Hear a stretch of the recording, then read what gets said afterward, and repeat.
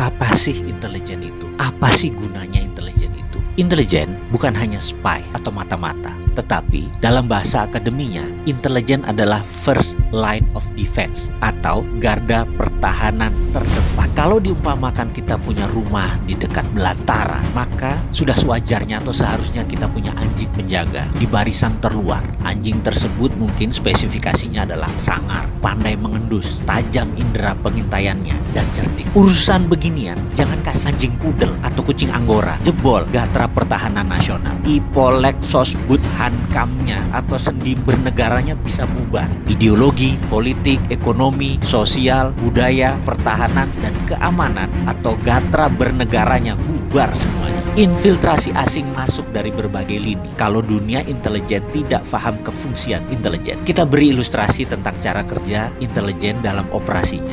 Misalnya ISIS. ISIS adalah produk intelijen. ISIS adalah hornet nest-nya Israel, Amerika, dan Inggris. Apalagi itu hornet nest? Hornet itu lebah yang warnanya kuning hitam dan sangat ganas. Nest adalah sarang.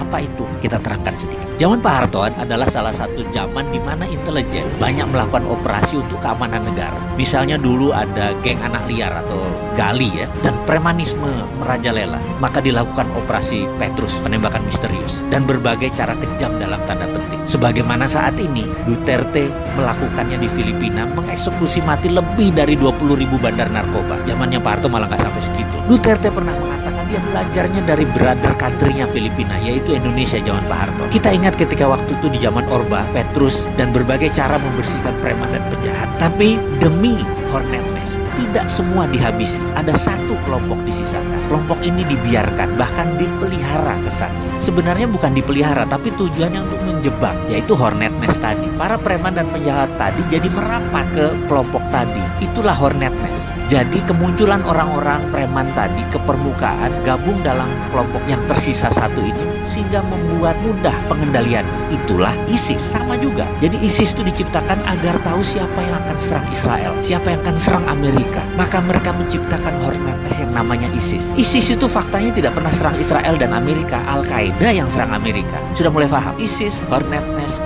buat gembosi mereka yang akan serang Israel dan Amerika. Bahkan ISIS menyerang sesama muslim atas nama ideologi. Ini kalimat penting, atas nama ideologi. Ideologi ISIS itu sebelum ISIS dibentuk, ada 18 doktor ilmu agama yang mendesain agama ISIS tadi. Salafi jihadi versi baru. Doktrin ini kemudian disebar, dipasang, dimasukkan ke pentolan mereka, dan jadilah hornet nest yang bernama ISIS. Ajaran itu dalam gatra pertahanan negara masuk kategori ideologi, dan itu berbahaya. Ideologi itu strategi perang. Dalam strategi Duterte atau zaman Pak Harto, kita memakai hornet nest. Dan memang banyak yang mengeluhkan mengenai HAM, hak asasi manusia atau human right. Terkadang dalam masalah kebangsaan dan bernegara, kita emang harus ketemu di tengah. Kita harus buat jati diri bangsa kita yang baru, agar kita tidak terkoyak-koyak. Maka sekedar bertanya aja nih, saya yang bodoh ini, saya yang sontoloyo ini, tinggi mana sih human right dengan nation right? Yuk ke depan kita tata ulang negara berdasarkan nation right.